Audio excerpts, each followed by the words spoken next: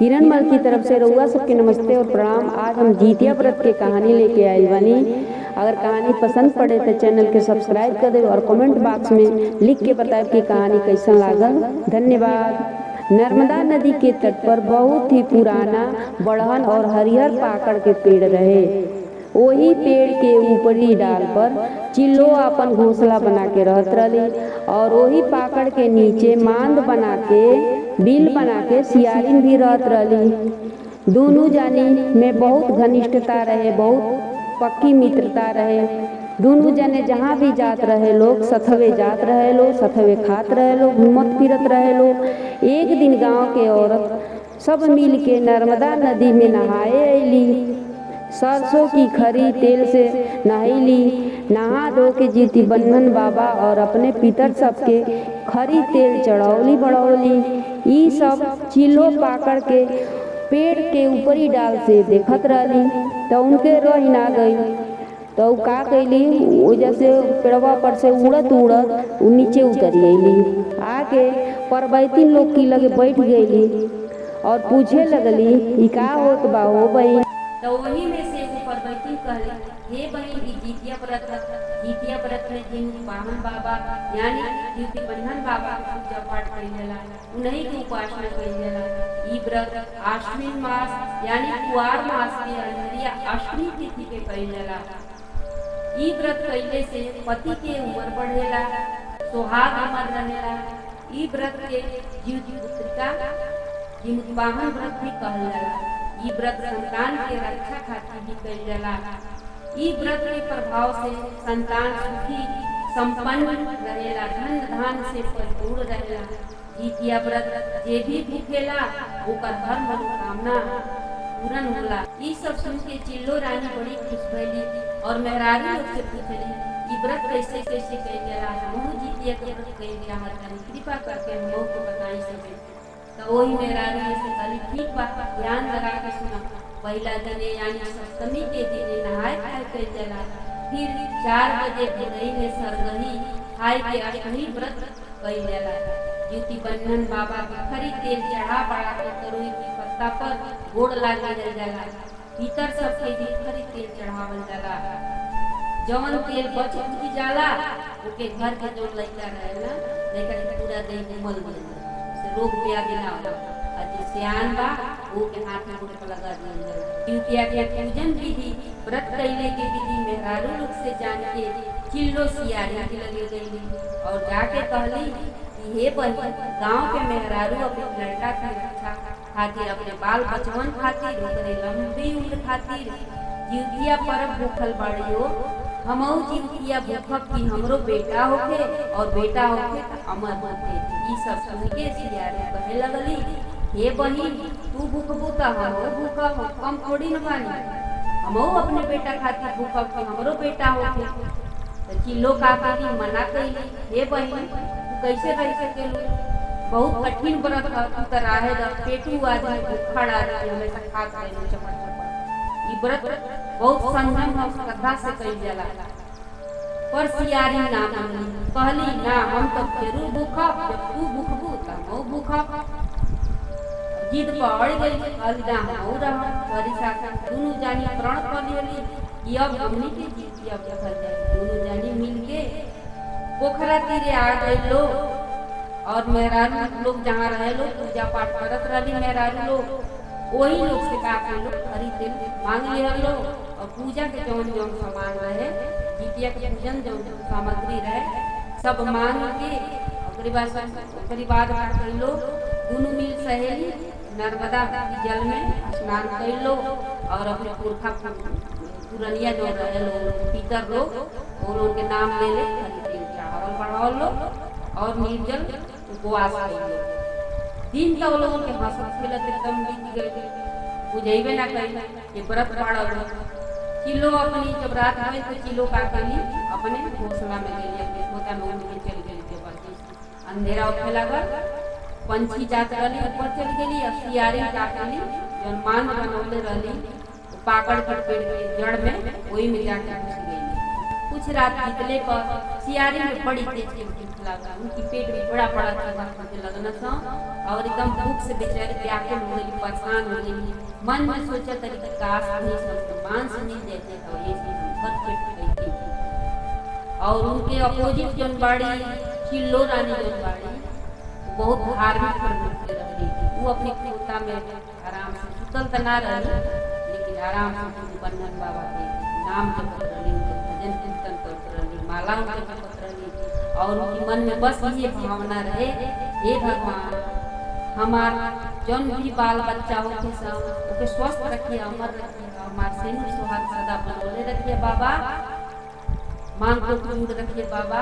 ये कुछ प्रार्थना करे तनी भगवान से, बन्हन बाबा से। और इधर सियारी के तक केवल बस खाए खैले पर ध्यान रखा, कब मांस मिले और कब अपन सुधा के तृप्त करी, मांस खा के पेट भारी अपन। वही दिने का रहे, वही दिने वही द्वितीय अष्टमी के दिन संध्या के समय वही नगर बनिया रहे, साहूकार रहे, नगर बनिया के बेटा मर गए। ओकर लाश के खातिर नर्मदा नदी के तट पर लेके आए गए। अबे चीता पर लाश के लेटावल आगे दिहल गई, तबे तक जोर से आनी तूफान आ गई। आनी तूफान अइले से सब नगर के जो लोग रहे बिना लाश के चलौले भाग गए अपने नगर की तरफ, 100 के छोड़ के भाग गए। और ये सब सियारी अपने मांग से देखत रहली, मन में छटपटाहट तरहबे गई, कब जाके अपन पेट भरती। लेकिन डर रहे कहीं औरत चिलोरिया मत देखी, इहो डर रहे कहीं चिलोरिया देखी तो कहीं अपन व्रत के भंग कर दिया, बड़ी भूखड़ बा। तो अपन मानने में पूछा तड़ी धीरे से किलो से का हो किलो गई सूत गई का, तो किलो कहली कि ना सुतले बानी ना जगले बानी। फिर सियारी कुछ देर खाली शांत हो गई। अरे दादा ये तो हम खाए ना गई बस, ये तो देख देख जगल आधी रात में तो वो जगले बा। लेकिन सियारी के तो बहुत जोर जोर भूख लागल। फिर पूछा तरीका हो गई सूत गई कि जागल बाड़ू, फिर चिलो उहे जवाब दिया ना सुतल बानी ना जागल बानी। फिर सियारी पूछ दे एकदम चुप रही, शांत रही, दिए जाए कब हम जाए।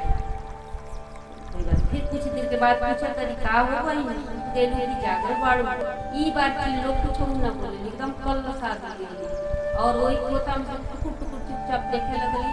आखिर का करती है चिल्लो काहे बार बार पूछत दिया कि ये बन सूत गई कि जागल बाड़ू, ई जरूर कुछ कारनामा करी। वही से बार बार पूछती एकदम चुपचाप देखा तड़ी। और इधर जब सियारी एकदम जान गई ऊंचा पर बुला लेली का हो सूतल बड़े तो कुछ बोलबे ना कर सियारी बोली मई सियारी ये सूत गई के चिलोरिया तो चली भाई अब खाए।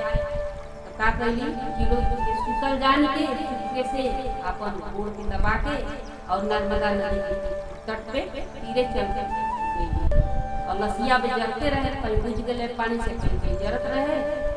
तो अपन वो अपन सियारी देखौली, सियारी मुँह में पानी भर भर के लिया के लसिया के जहाँ जहाँ जरत रहे तो बुझौली अगिया बिहार। और करीबा से आग जली लसिया रहे तो नोच नोच के भर पेट खैली मांस के, पूरा नीचा के तृप्त कैली अपन भर पेट खैली, भर पेट खा लेली। और जौन जितना और मांस जो बचल रहे तो नोच नोच के ले आके अपने मांद में रख दी, पीली में जो रहत रही वही में रख दी। और मांसो ले लिया जब हड्डी उड्डी रहे सब तोड़ के लिया लेली कि भाई कालो में खाए पारन कर। और लिया के धर लेली और फिर आके हड्डिया के अगली चरण से दबाए ऊपर से सब किलो देखते ही बड़ी सियर लिया के केला पूछली का हो सियारी गई का बाजता हो। तो सियारी थोड़ा सजग हो गई, होशियार हो गई। कहली कि हे बड़ी भला से शरीरिया में हमरा कमजोरी आ गई बा, तो शरीरिया की हड्डिया कर फेरा तनी करवट बदल तनी हुए बोला चरण चरण हुए बोला। तो किलो कहली हे बहन पूछ समझ के रही ई बेटा के व्रत है, बेटा खातिर व्रत कइल जाला। सियारी किलो के बात सुन के कुछ देर खातिर शांत हो, फिर हाड़ पे लागला चबाए। फिर चिल्लो पूछे तो फिर उहे जवाब मिले। इधर चिल्लो मन में कहत कि हम मना कैले रही पगली के जीतिया के व्रत मत रही ना पैबू पेटू आदमी हो, लेकिन मनली ना। जीती बन्नन बाबा से हाथ जोड़ के कहत हे बाबा ई हमार बहिन है के बाबा एक अपराध माफ कर बाबा, ई नादान है के गलती माफ कर दे।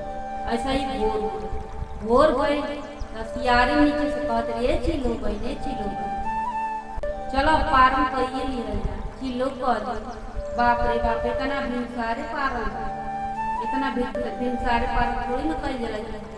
अरे ई बेटा लायक बहुत कठिन व्रत तनिका खर क के पालन करे के चाहिए। यही से सीख यही एक खातिर के खर जीतिया कहल जाला। तुरंते नर्मदा जी में जाकर स्नान कैली और मांस में राखल जो बसिया मांस रहे वही से पारण कर ली। इधर चिल्लो रानी सब गांव की मेहरारू लोग के साथे स्नान कैली, जीती बन्धन बाबा के चरण के पूजा कैली, अंकुरी उड़द के साथ पारण कैली और अपन जीतिया के व्रत पूरा कैली। एक दिन ऐसा समय आई कि दोनों के दिन बीमार पड़े। चिल्लो सियारी पैसा से लोगों की तबीयत खराब हुई, मुंगला का समय आ गया। तो का के लिए चिल्लो जो रही कहली तबीयत खराब रहे और इधर मान में सियारी के दोनों जानी अपने अपने घर से निकल ऊपर से आओ तरी नर्मदा के तीरे चिल्लो सियारी अपने मान में से निकल के नर्मदा के तीरे आ गए। और फिर बाद चिल्लो हाथ जोड़ के कहे लग रही नर्मदा मैया जी से, हे नर्मदा मैया, हे हरियर पाकड़ गाछ, अगर हम पुण्य कैले हो कब हमके राजा के घरे जन्म दी और मंत्री से ही हमारा ब्याह होके ये आशीर्वाद दी। परिवार से सियारी की कहे लगली, हे नर्मदा मैया, हे हरियर पाकड़ गाछ, अगर हम पुण्य कैले हो कब हमके राजा घरे जन्म दी हो और राजा से ही हमारा ब्याह होके ये आशीर्वाद दी। और इतना करके दोनों जनी मर गई। दुनहु जाई के दोनों के दूर जो रहलो जब मुगला के बाद लोग के पुनर्जन्म तो जाई के एगो राजा के घरे दोनों जानी जन्म लियल। बड़की बेटी सियारी रह, सियारी के नाम राजा करपुरा रख। छोटकी बेटी जो चिल्लो रहली उनका नाम शिलावती रखा। दुनहु संगे संगे खेलत कूदत बड़ हो गई, जवान हो गई थी दोनों जानी। बड़की बेटी करपुरा के स्वभाव कुछ अच्छा ना रहे, बिगड़ल स्वभाव में रही, हमेशा झूठ परपंच सबसे लड़ाई झगड़ा करत रही। ओकरे विपरीत ओकरे उलट छोटकी बेटी जो शिलावती रही बहुत धार्मिक प्रवृत्ति रही, पूजा पाठ में हमेशा लीन रहे वाली, जेठ बढ़ के आदर सत्कार करे वाली, घर के काम में दक्ष रही और बहुत संस्कारी लड़की रही। राजा अपनी बड़ी बेटी जो करपुरा रही उनकर ब्याह एगो राजा के बड़ लड़का से कर दिया, राजकुमार मंडल उन्हीं से करपुरा के शादी हुई। और छोटकी बेटी जो शिलावती रही उनकर ब्याह वही राजा के मंत्री से कर दिया। बड़ी बेटी करपुरा रानी बड़ी ही ठाट बाट से रहे लगली। कुछ समय बीतला पर करपुरा के एगो बेटा भइल, कुछ दिन जियलस, करीबा से स्वर्ग सिधार मर गई। इधर शिलावती के भी एगो बेटवा भइल, लेकिन जीतिया के प्रभाव जो जीतिया व्रत कैले रही, जीती बन्धन बाबा का भाई आशीर्वाद रहे, धार्मिक रहबे कैली तो उनका आशीर्वाद से प्रभाव जीतिया के प्रभाव से उनका बेटा एकदम स्वस्थ भइल और स्वास्थ्य के साथ एकदम सुंदर मिले। ऐसे करत करत करपुरा के 6 बेटा बने, लेकिन 6 के 6 परलोक सिधार लेना था। 6 के 6 उनका बेटा मर गई और शिलावती के जो 6 बेटा भइल सब जीवित रहा था, स्वस्थ भइल था और अमर। और 6 बेटा तो बड़ा हो गए लोग, बड़ा 18-20 साल का हो गए, 15 साल का हो गए लोग, तो वही राजा के महल में जाकर काम करे लगे। अपने मौसा जी के महल में काम करे लगे। अब तो रानी करपुरा जब भी अपनी बहन के शिलावती के बेटा के जब भी देखे 6 बेटा के ना एकदम काका समाज गुस्सा से आग बबूला हो जा कि हमार तो सब 6 बेटा मर गए ना और एकर सिलवा के सब बेटा उधर कैसे जीवित बना, एकदम की छाती तो एकदम सांप हो जाए, एकदम बिस्मार जब देखे अपने बहन के बेटवन के एकदम जल के बेचारी राख हो जाता है। अब तो मन में ठान लेगी कि हम तो बाद में बटले बानी अपनी बहनिया जो पास की लगिया वो किया उजाड़ी छो के का करा तो मार दे ना रही बात में बाजी बसुरी रोज आवे ना हमरे मांग में काम करे ना सामने साथी एकदम आप हो जाए सस पागल हो जाए। अब तो का कर एकदम मौका लगा पूरा रानी जो रानी मौका लगा मुझे कि कब अपने बहन के छो बेटवा के और लोग पहुंचा दें। ये सब दिन रात सोचे। एक दिन ऐसा आई मटवा चलली और राजा आके पूछना कि का हो रानी काहे तुम्हार मन उदास है काहे काहे खाना वाना नहीं खा एकदम हिरनी जैसी एकदम महल में उछल कूद करेलू और आज काहे कुछ न बोलते बाड़ू न कोनो साज बा न श्रृंगार बा अठा फठा लोगरी पहले बाड़ू बात का बताइबू जे बताइबू कब न जाना का बात में रानी काहे रुसियाई बाड़ू। तब रानी कहली ठीक बा राजा रोज पूछत है तब बताइए देते। तो रानी पूरा कहली हमार मन ये करता कि हम इंसान की कलेजा पर चढ़ के स्नान करके का हमारी इच्छा रही पूरा करब और ना ही करब तो हम ना खाए ना पियब ना साजो श्रृंगार करब अपन प्राण दे दे जान दे दे। अब लगली धमकी देखावे आप और कलेजा दूसरे इंसान के ना चाहिए दूसरे इंसान के कलेजो ना चाहिए बताओ तन के कर चाहिए कलेजा चाहिए हमारी बहन के छो पेटवन के मुआ के कलेजा निकलवा के ले आए मोई पर स्नान कर। ई सुन के राजा के मन कर सटे राजा ने कांप गया मन में सोचत नहीं कोने राक्षसी कोने डायन मत किया एक राजा के देखल त नहीं एगो डायनियो रहे तो साथ घर छोड़ के तो ना पड़े ई तो अपने बहन के बेटवे के खाई चाहते। राजा कहे लगले हे रानी ना जाने कौने जन्म के पाप की वजह से हमने के छो बेटा मर गए और तू बाड़ू की और पाप कोई चाहत हमसे करवावल चाहत ई बात सुन के रानी ने दूसरा पागल हो गई कहे लगली हे राजा हम पाप पुण्य कुछ ना नहीं जाना बस हम ये जानते हैं कि अपने बहन की छो बेटवन कलेजा पर नहाए कलेजा पे चढ़ के मसना बस इतने इच्छा बा इच्छा पूरा करी। अब राजा करे तो का करे मंत्री बोलौले दरबार लगौले विचार विमर्श कैलन तो मंत्री के कहले शिलावती के पेटवन पे ले जाके जंगल में छोड़ी आवा और छो को पकड़ा के कलेजा निकाल के ले आवा।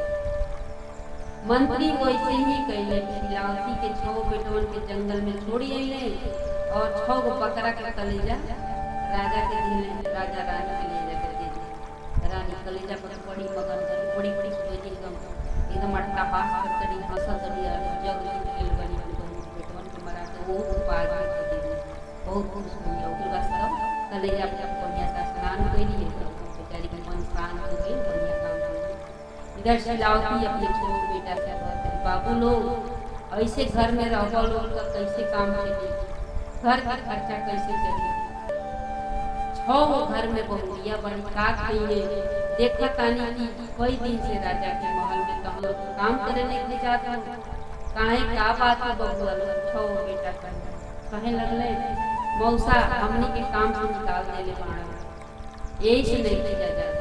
शिलावती कहली फिर कोशिश कर लो मौसा फिर काम दे दी है कुछ गलती हो गई लगा मौसा निकाल दे और बेटा कहला ना अम्मा कुछ गलती ना भइल तो कुछ कारण हुई से मौसा निकाल दे। शिलावती के छो बेटा फिर से महल में जाके काम करे लागल लोग। रानी का पूरा देखली तो देखते एकदम बेचारी समाध गई ये दादा एक बर्बाद रहनी कलेजा पास स्नानो कैली कैसन चमत्कार हो गया मन में सोचे तरी राजा मन से बहुत बड़ा दगा कर ले बहुत बड़ा हमरा से झूठ बोल ले हमार बहन के लइकवा दे ई छो के छो जीवित बना राजा कहले कि नहीं मरवा दे मन कलेजा उ तो जानवर शायद अपन दिमाग लगावत है जानवर को कलेजा पकड़ा रहल अब तो रानी फिर खटवा गाड़ दियली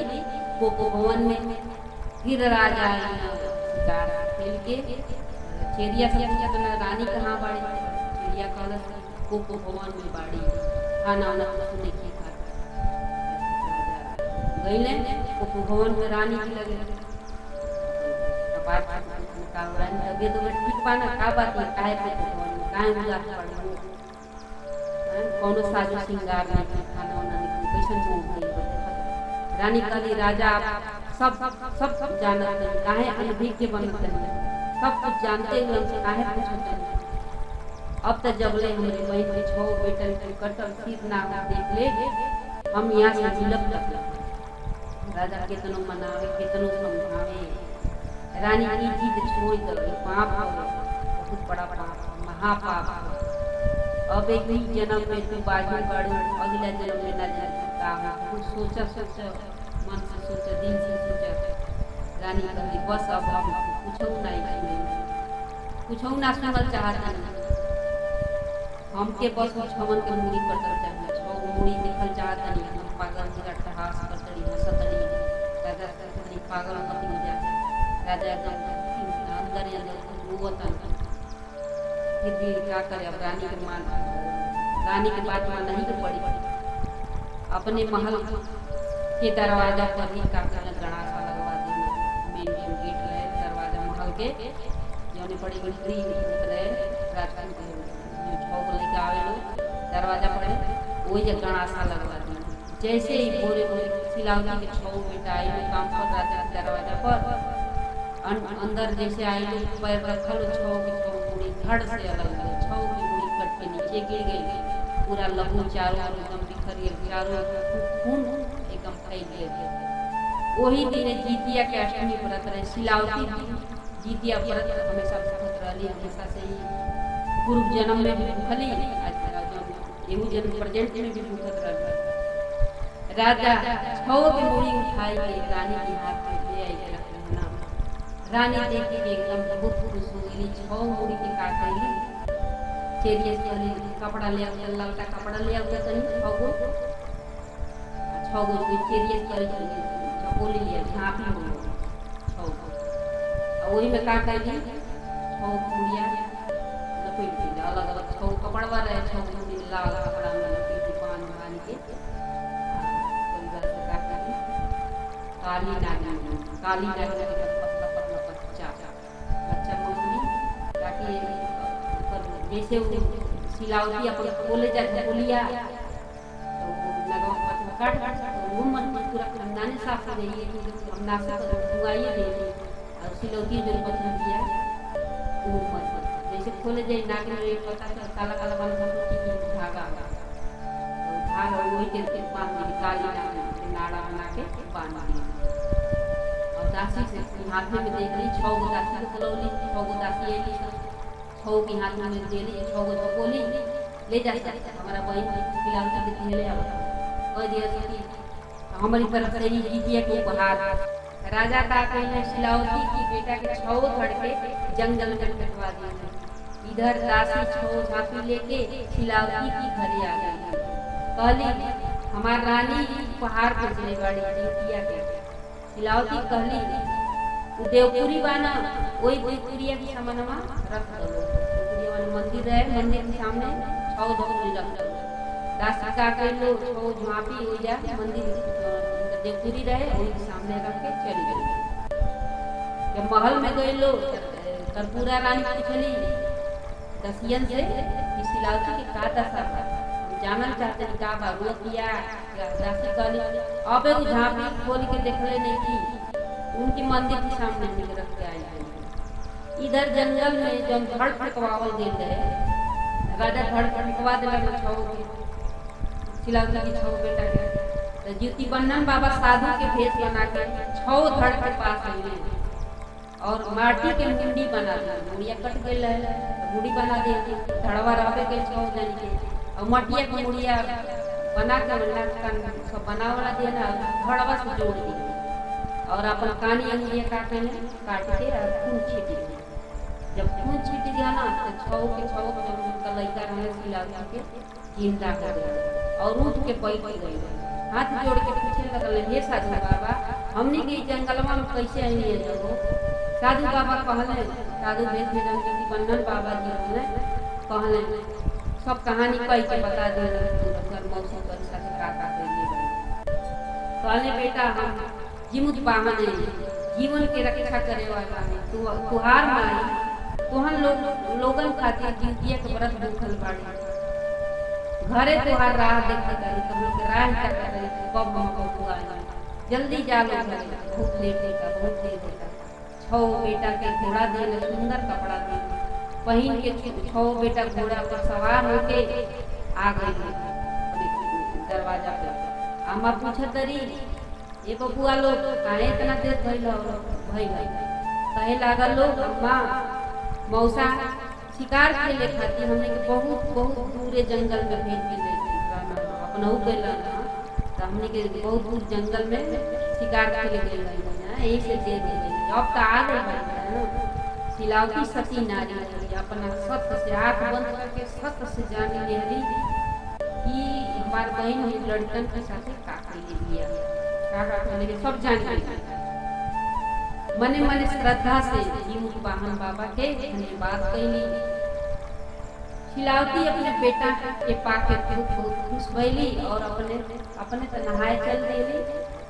जीती बन्धन बाबा के प्रसादी चढ़ौली बढ़ौली, नहले के बाद उड़द अग्नि से पारण केली। जीती बन्धन बाबा का गोड़ लाके कहते रहे हे बाबा आप तो सूर्य पुत्र हैं, जैसे आपके पिता गगन में चमके मोरो छो लालो से हमारे आश्रम चमकत रहे, हमारे सैनिक सुहाग अमर है बाबा, आप सबके रक्षा करे वाला है, सबका भलाई करे वाला है बाबा, मुर्दा में भी आप प्राण डाल देंगे। यही से तो ये पावन जितिया पर्व के पुत्रिका व्रत भी कहल जाला। अपने छो बहू से कहली बहुरिया जो घरवा में रहली संदर यंगना में पूजा करत रहली जीवन बाबा को दिन पारण के दिन नवमी तो छो बहुरियन के बुलौली कि आवलो तोर मौसिया सास देखत का भेजले बड़ी कपिया बोलल मंदिरवा में लिया के कसिया रखले बड़ी तो ले आओ छो अपन बहुरिया के वाली सब अपन जाके छपिया उठा ले आई लो। जीती बाहन बाबा की कृपा से जीती बन्धन बाबा की कृपा से जो छौ के जो छौ मुड़ी रहे झापी तो नारियल हो गए, नागिन के नाड़ा फूट के नाड़ा हो गई है, झांपी खोल के शिलावती नारियल निकलली और छौ बहू की अचरा में डाल दिहली। नाड़ा अपने छौ बेटवन के दिहली, कहली हे बबुआ अपने कमर में पहिन लो, हमेशा जीत बाहन बाबा तुम लोग के रक्षा करिए, जहाँ भी रह लो रक्षा करिए। इधर महल में कर्पूरावती बहुत ही व्याकुल बाड़ी कि अब तो कुछ खबरिए ना मिलल। ओकर छो बेटा के मुड़ी काट के झांपी में भेजवा दिहली, कैसन माई बिया ये दादा ने। अब वही लोग रोवल बिलखल सुनाइल ना हमके, हम सुनल चाहतनी ओकर बिलखल रोवल देखल चाहतनी। कब मौका मिली जब अपनी बहन के बिना बेटा के रोवल कलपत देखती बाजी बना देती। ई सोच रानी अपनी दासी के का कैली शिलावती के घरे भेजली। तन जो तो देख का बात है कि रोवत कल कैसन माई के रोवत कलपति नहीं थी, बताओ कैसन कट करे दीजिए। जो जो जो जल्दी दसिया के भेजली, जा फूल खबर लेके आवत जल्दी। दसिया गई जाके फूल खबर लेके आई तो पूरा देखलस दसिया जाके छौ पतोई बड़ी से छौ बेटो बना हंसी खुशी से पूरा परिवार आके कहलस रानी से एकर पूरा रानी उनका छौ पुत्र तो जिंदा बाना, अपने सुखी संसार में बहुत खुश बने अपने बहुरियन के साथ। ये सब सुन के रानी के अपना कैला के आभास हो गई कि हम बहुत बड़ा गलत बानी, बहुत गलत कैले बानी, बहुत पापी बानी, अपनी बहन के साथ बहुत गलत कैनी, ओकरा से हम मिलल चाहतनी। दासी से कहवा दिली कि हम नर्मदा नदी के तट पे मिलल चाहतनी। तब शिलावती कहली अरे दादा हम एगो अदना स्त्री बानी, मंत्री के पत्नी, भला एक साधारण नारी से एक रानी के का वास्ता, काहे खाती भाई हम खोज तड़ी का जरूरी बा। फिर भी बहुत अनुरोध दासी कई बार आई गई ना हमार रानी हमसे मिलल चाहतड़ी, जरूर मिल। तो कहली अच्छा ठीक बा तैयार हो गई। तो रानी का कहली कि हम डोली भेज देतनी, कर्पूरा कहली कि डोली भेज देतनी। वैसे कह दी शिलावती आ गई हैं। शिलावती कहली ना ना हमके डोली कहारना चाहिए, हम जैसन बानी साधारण में हमारे हम पैदल चल के आ जाए, हमके भगवान पैर चलबन हम पैर से आ जाए। तब रानी का कहली अपना डोली कहार से अली नर्मदा के तीरे और शिलावती बेचारी अपन पैदल ही मिले पहुँच गई। नर्मदा के तीरे। शिलावती के देखते ही गोड़ पर गिर गई कर्पूरा रानी भाई अपने भूल के आवाज भइल, पश्चाताप भइल, उनका गोड़ पकड़ लेली, लगली रोवे, एकदम बिलखे रोवे लगली, हे बहिन हमार अपराध के क्षमा कर, आज हम जान गईली तोहरे में कितना सत्य बा, तू सतवंती नारी बाड़ू, हम तो के चीन ना पावनी, बहुत तोहर नुकसान पहुँचौनी, तोहरा पर तोहरी सत्य के आगे हम आज झूठ हो गईली, हमारा अपराध बहन क्षमा कर, आज हम जान गए कि तोहरा में कितना सत्य बा, बहुत नुकसान तोहरा के पहुँचौनी, पर तोहरे सत्य के आगे हम हमेशा झूठ गईली बहन। एक बात बताओ शिलावती बहन, दुनहु जानी संगे संगे बड़ बहनी, शादी ब्याह भइल, गौना भइल, हमनी के लइका भी एक ही साथे भइल, फिर भी काहे हमार कुल के कुल बेटवा मरिहर गईन सा और तुहार काहे जियात भइन सा, काहे सब जीवित भइन सा, अमर काहे भइन सा, कितना बार मारे के कोशिश कईनी, मरनी कबो जिंदा हो गई ना, का बात है। ई सब सुन के शिलावती कर्पूरा के हाथ पकड़ लेली और पाकड़ के पेड़ के नीचे आ गईली, हाथ उठा के कहली, ऊ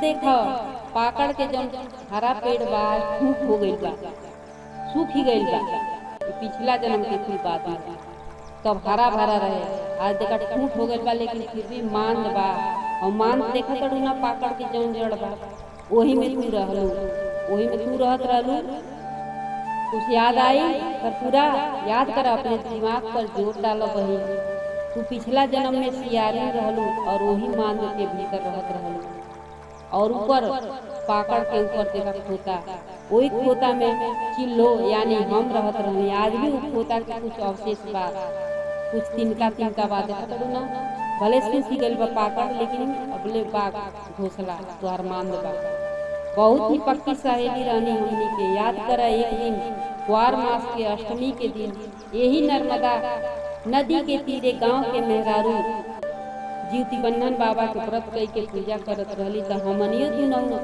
प्रण कैनी जा कि हमनियो के जीवतिया के व्रत विधि विधान से कईल जाई, अपने पुत्र की रक्षा खातिर, अपने पति की उम्र खातिर, सेनु खातिर, सुहाग खातिर, हम तो तोहके मना भी कहनी कि तू ही व्रत भूख ना पैबू, बहुत कठिन होला, पर तू ना मनलू, अष्टमी की रात में मांस के भक्षण कैलू और जीवतिया के व्रत भंग कैलू, आज ले तोहर जितना भी पुत्र भइले लेकिन सब मरी गईले, जीवती बन्धन बाबा रक्षा ना कैले, नाराज रहले तोहरा से, कारण व्रत के विधि से पालन ना कैलू, भोरे भोरे भी बासी मांस से ही पालन कर लेलू, हम नवमी में नहा धो के ताजा भोजन बना के अंकुरी मूंग से पारण कैली, जीवती बन्धन बाबा के पूजन कैली, तू तो आपन अगला पिछला दुनहु जन्म बिगाड़े लेलू ये बहिना, कहल जाला दूसरा के देख के जले के ना चाही, लेकिन तू हमरे बेटवन के देख के जलत रहलू, जीवती बन्धन बाबा की कृपा रहे कि हमरे बबुआ लोग के कुछ ना थे। कर्पूरा कहे लगली, हे शिलावती बहन, हम तुहार अपराधी बानी, हमके माफ कर दो, और नर्मदा नदी में छलांग लगा के डूब के मर गई। कर्पूरा के दाह संस्कार नर्मदा के तीरे राजा जी करवा देने, शिलावती और उनके बेटवा बहू के अपने महल में ले आए, पूरा राजपाट सौंप दिए, सौंप के अपने काका ने जंगल में सब करे निकल गए। जैसे है जीवती बन्धन बाबा शिलावती के छौ बबुआ लोग के रक्षा कैला, राजपाट देला, वैसे ही सबकी लाल लोग के हमेशा रक्षा करब, धन्य धान्य से परिपूर्ण राखब, सेनु सुहाग अमर राखब। जय हो जीवती बहन बाबा।